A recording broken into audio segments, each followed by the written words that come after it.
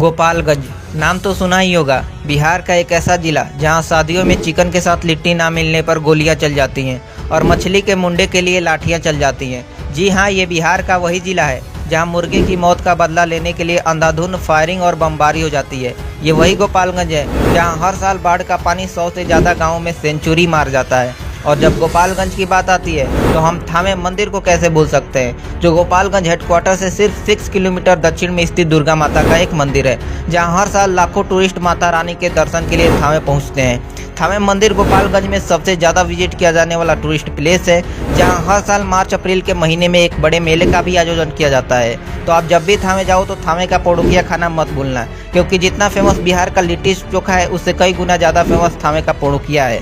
तो आप जब भी थावे जाएं पोड़ुकिया जरूर खाएं। इसके अलावा भी गोपालगंज में कई सारे टूरिस्ट प्लेस हैं। ये तो अभी ट्रेलर है, पिक्चर तो अभी बाकी है मेरे दोस्त। श्री पीताम्बरा पीठ मंदिर, जिसे बगलामुखी भी कहा जाता है, माँ पीताम्बरा पीठ मंदिर की नींव मार्च 2007 में रखी गई थी, जो 5 सालों में बनकर तैयार हुई। इस मंदिर की पॉपुलैरिटी का अंदाजा आप इस बात से लगा सकते हैं कि पहला माँ पीताम्बरा पीठ का मंदिर असम कामाख्या में स्थित है, दूसरा माँ पीताम्बरा पीठ का मंदिर दतिया मध्य प्रदेश में स्थित है, और तीसरा माँ पीताम्बरा पीठ का मंदिर, जिसे हम बगलामुखी के नाम से भी जानते हैं, गोपालगंज से 16 किलोमीटर दूर कुचायकोट के नया टोला में स्थित है। यहाँ भी लोग दूर दूर से दर्शन के लिए आते हैं। दिघवा दुबौली गोपालगंज से 40 किलोमीटर दक्षिण पूर्व में स्थित है, जहाँ पिरामिड के आकार के 2 टीले पाए गए थे।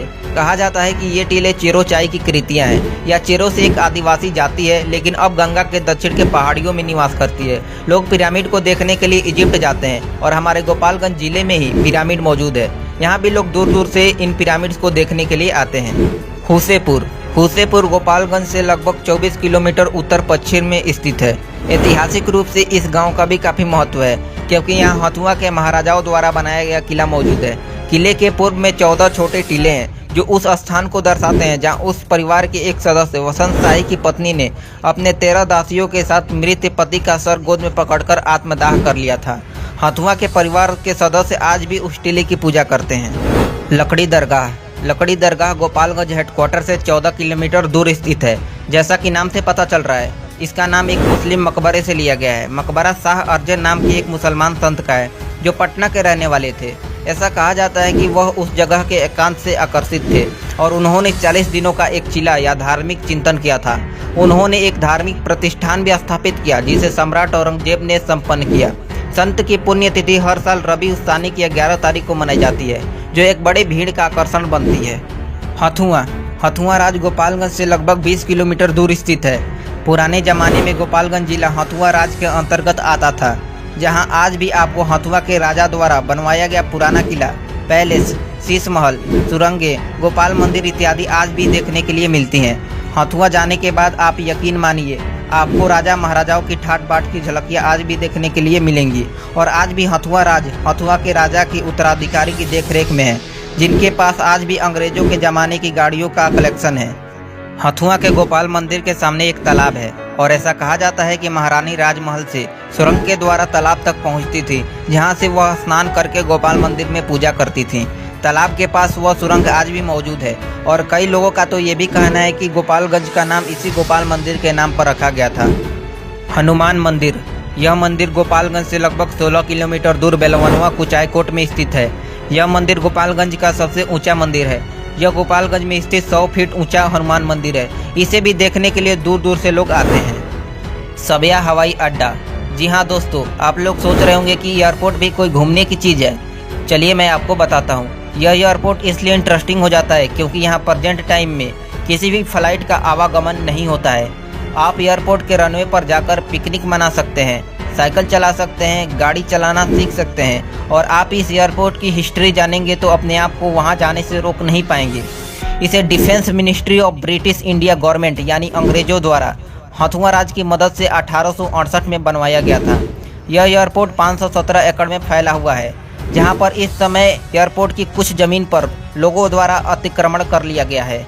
सबिया हवाई अड्डा डिफेंस के लिए काफ़ी सेंसिटिव है, क्योंकि यह चाइना बॉर्डर के करीब है।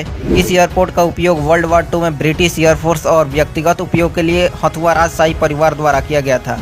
लेकिन वो कहते हैं ना, अंग्रेजों द्वारा बनाए गए पुल आज भी मजबूती के साथ खड़े हैं।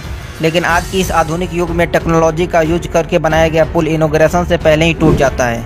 सबिया एयरपोर्ट का रनवे इतने सालों बाद भी आपको सही सलामत मिलेगा। आप चाहें तो सबिया एयरपोर्ट जाकर घूम सकते हैं। यहाँ पर मैं आपको एक नोटिस देना चाहूँगा, यदि आप सबिया एयरपोर्ट घूमना चाहते हैं तो जल्दी कीजिए, क्योंकि काफ़ी सालों बाद सबिया एयरपोर्ट को उड़ान योजना के तहत रीडेवलपमेंट करने की मंजूरी मिल चुकी है। हो सकता है कि बाद में आपको वहाँ एक आधुनिक ज़माने का बड़ा एयरपोर्ट देखने के लिए मिले, तो जल्दी करें। और आप जब भी सबिया जाएँ तो सबिया का गाजा मिठाई खाना बिल्कुल मत भूलिएगा, क्योंकि जितना फेमस थावे का पौड़ुकिया है उतना ही फेमस सबिया का गाजा मिठाई है। तो आप जब भी सबिया जाएँ तो गाजा मिठाई जरूर खाएँ। अरे यार रुको जरा, सबर करो। क्योंकि गोपालगंज की बात चली है तो दूर तक जाएगी। तो चलिए हम थोड़ा गोपालगंज की हिस्ट्री और ज्योग्राफी के बारे में जान लेते हैं। इतिहासकारों का मानना है यह स्थान वैदिक युग के दौरान विदेह के राजा के अधीन था। आर्यकाल के दौरान यह वामन राजा चेरो ने यहाँ शासन किया। उस समय के शासकों को मंदिर और धार्मिक स्थल बनाने का शौक था।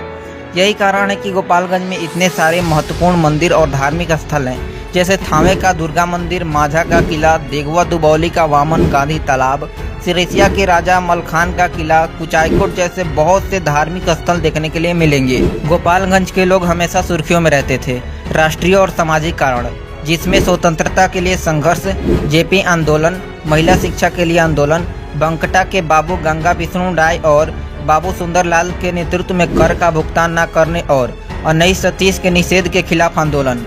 1935 में पंडित भोपाल पांडे ने देश की आज़ादी के लिए अपने प्राणों की आहुति दे दी थी। महाभारत काल के दौरान यह क्षेत्र राजा भूरी सर्व के अधीन था। 13वीं और 16वीं शताब्दी के दौरान इस स्थान पर सुल्तान गयासुद्दीन अब्बास और बाबर का शासन था। चलिए अब हम हथुआ राज के इतिहास के बारे में कुछ बात कर लेते हैं। हथुआ राज भूमिहारों के बगोचिया वंश से संबंधित था।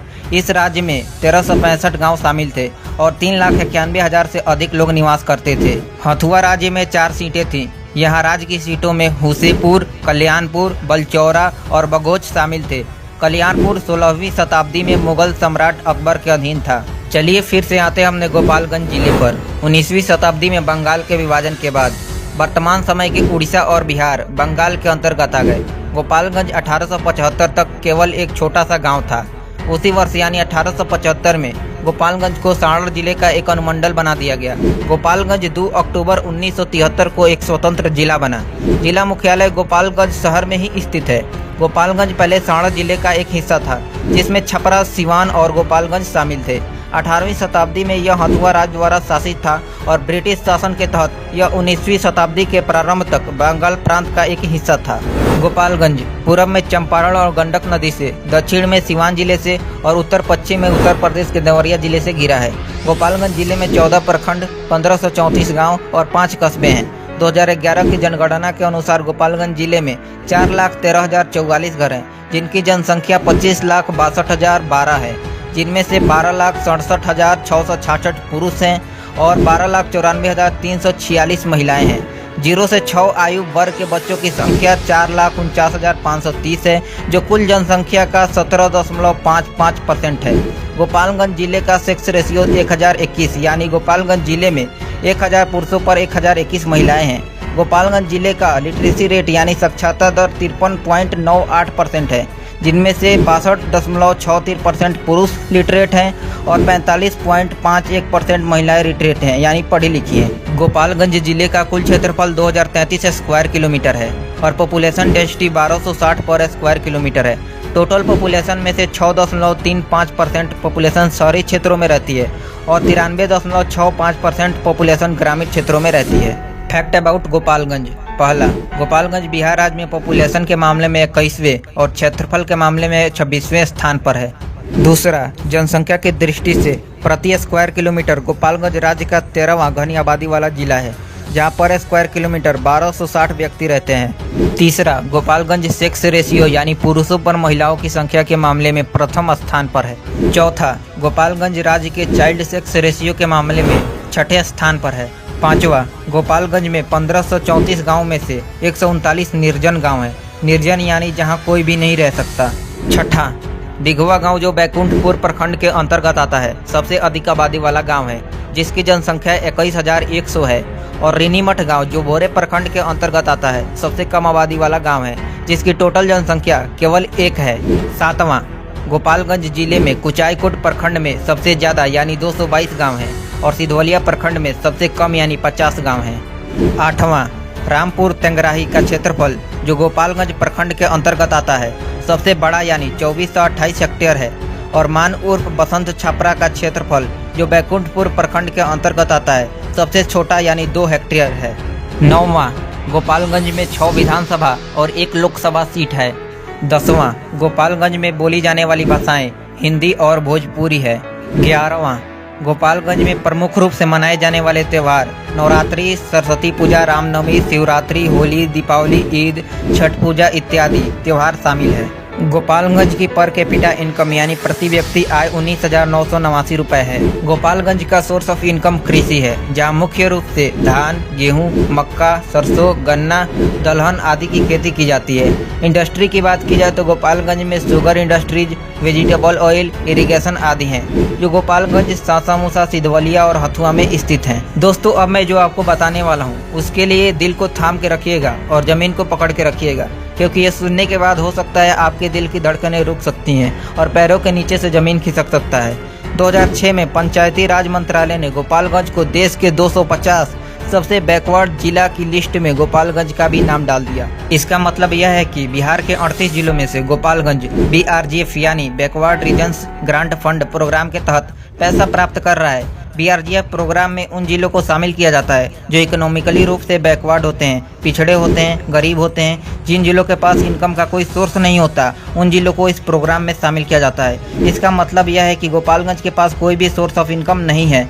सेंट्रल गवर्नमेंट की तरफ से गोपालगंज को फंड आता है, तब गोपालगंज के लोगों का गुजारा चलता है। और आप जब इकोनॉमी को देखने के लिए गोपालगंज की ऑफिशियल साइट पर जाएंगे तो वहाँ आपको कुछ खास नहीं मिलेगा, क्योंकि साइट पर आपको कुछ ऐसा दिखेगा ही नहीं जिससे आपको लगे गोपालगंज का भविष्य उजाले में है। क्योंकि वैसे देखा जाए तो पिछले कई सालों में कोई भी नई इंडस्ट्री गोपालगंज में लगी ही नहीं है जिससे ये कहा जा सके कि गोपालगंज में डेवलपमेंट हुई है। जो पुराने शुगर मिल्स थे, जो बाकी सारी छोटी मोटी फैक्ट्रीज थी, वो पुराने ज़माने से ही चली आ रही हैं और पुरानी ही अभी तक पड़ी हुई हैं, और उसमें से कई सारी बंद भी हैं। क्योंकि गोपालगंज की ऑफिशियल साइट पर कुछ सोर्स ऑफ इनकम के बारे में बताया गया है जो आपको भी सुनना चाहिए। पहला, जिसमें इन्होंने इंडस्ट्री के बारे में बताया है, जिसमें शुगर इंडस्ट्री, वेजिटेबल और इरिगेशन आदि शामिल है, जिसमें से कई सारी इंडस्ट्री बंद ही हैं। और ये तो सारी जो फैक्ट्रीज हैं ये पुराने ज़माने से ही चली आ रही हैं। तो आप लोग ये देख सकते हैं कि गोपालगंज में कोई भी नई फैक्ट्री नहीं बैठी है, जो पुराने ज़माने से चली आ रही है वही है, और नया डेवलपमेंट गोपालगंज में नहीं देखने के लिए मिला है। दूसरा, इन्होंने मार्केट के बारे में बताया है, जो 2 मेजर मार्केट है, गोपालगंज और मीरगंज मार्केट। इकोनॉमी का इन्होंने सोर्स ऑफ इनकम इसे बताया है, जो पुराने ज़माने से ये 2 मार्केट चली आ रही हैं, जैसा कि आप लोग भी जानते हैं।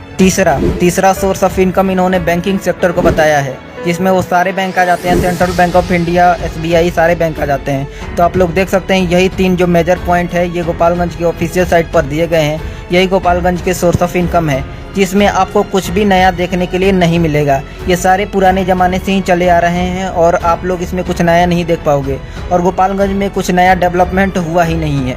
वैसे तो देखा जाए तो गोपालगंज से 3 मुख्यमंत्री बिहार के रह चुके हैं, फिर भी गोपालगंज का ये हाल है। इसके अलावा साइट पर कोई भी डेटा मौजूद नहीं है। यहाँ तक ये भी मेंशन नहीं किया गया है कि गोपालगंज को सेंट्रल गवर्नमेंट द्वारा फंड दिया जाता है और ये बैकवर्ड जिला की श्रेणी में आता है। जब गोपालगंज की बात आती है तो हम राजनीति के टाइकून कहे जाने वाले लालू प्रसाद यादव को कैसे भूल सकते हैं। गोपालगंज से बिहार के 3 मुख्यमंत्री बने, लालू यादव, राबड़ी देवी, अब्दुल गफूर। फिर भी इन लोगों के होम टाउन गृह जिला का ये हाल क्यों हो गया, जिसे फंड लेकर गुजारा चलाना पड़ रहा है। और तो और हमारे लालू यादव जी सेंट्रल गवर्नमेंट में रेल मंत्री भी रह चुके हैं, फिर भी गोपालगंज के ज्यादातर लोग सीवान और गोरखपुर के रेलवे का इस्तेमाल करते हैं। जब इन मुख्यमंत्रियों के होम टाउन का ये हाल है तो बिहार के बाकी जिलों का क्या हाल होगा, हम सोच सकते हैं। अब तो लगता है इन जिलों की हालत सुधारने के लिए आम जनता को ही पटना विधानसभा के बाहर पकौड़े बेचने पड़ेंगे। चलिए अब हम गोपालगंज जिले के कुछ फेमस लोगों के बारे में जान लेते हैं। लालू यादव, राबड़ी देवी, तेजस्वी यादव, अब्दुल गफूर। इसमें से तेजस्वी यादव को छोड़कर ये सारे लोग बिहार के मुख्यमंत्री रह चुके हैं। राम दुलारी सिन्हा या फ्रीडम फाइटर पूर्व केंद्रीय मंत्री और केरल की राज्यपाल भी रह चुकी हैं। आप लोगों ने अमेजॉन प्राइम की फेमस वेब सीरीज मिर्जापुर तो देखा ही होगा, और हमारे कालीन भैया को तो जानते ही होंगे, जिनका असली नाम पंकज त्रिपाठी है, जो हमारे गोपालगंज जिले के रहने वाले हैं। आज पंकज त्रिपाठी बॉलीवुड के जाने माने स्टार हैं। प्रियंका सिंह यह एक भोजपुरी सिंगर हैं, जिनका सॉन्ग ज़्यादातर खेसारी लाल यादव की मूवी में आता है। अनु दुबे यह भी एक भोजपुरी सिंगर हैं, जो ज़्यादातर भक्ति गाने गाती हैं। राधेश्याम रसिया यह भी एक भोजपुरी सिंगर हैं, राधे श्याम रसिया जो 90s के ज़माने में भोजपुरी के सुपरस्टार थे, जो कि एक भोजपुरी सिंगर हैं, जो कुछ गलत आदतों के कारण अपने पॉपुलैरिटी को कायम नहीं रख पाए, लेकिन आज भी उनके फैंस उनको उतना ही पसंद करते हैं। आपने भोजपुरी का वो फेमस सॉन्ग लॉलीपॉप लागेलू सुना ही होगा, जिसे भोजपुरी के सुपरस्टार पवन सिंह ने गाया था। उस गाने के लेखक, जिनका नाम जाहिद अख्तर है, गोपालगंज के ही रहने वाले हैं। वो कहावत कहते हैं ना, एक बिहारी सब पे भारी। वेवल राम कलावन जो गोपालगंज जिले से ही है। वेवल राम कलावन जो सेशल्स के राष्ट्रपति बने हैं। वेवल राम कलावन के दादा बिहार के गोपालगंज जिले से थे, जो सेशल्स में जाकर बसे थे। उनके पोते यानी वेवल राम कलावन आज सेशल्स के राष्ट्रपति बने हैं। शिल्पी राघवानी गोपालगंज की अपकमिंग स्टार हैं, जो इंस्टाग्राम रील्स और बाकी सारे सोशल मीडिया प्लेटफॉर्म पर काफ़ी पॉपुलर हैं। अब इन्हें तो भोजपुरी फिल्मों से भी ऑफर आ रहे हैं और ये एल्बम सॉन्ग भी कर रही हैं। आपका इस वीडियो के बारे में क्या राय है, हमें कमेंट बॉक्स में ज़रूर बताएं। वीडियो पसंद आए तो वीडियो को लाइक मारो, शेयर मारो और चैनल पे नए हो तो यार सब्सक्राइब मारो।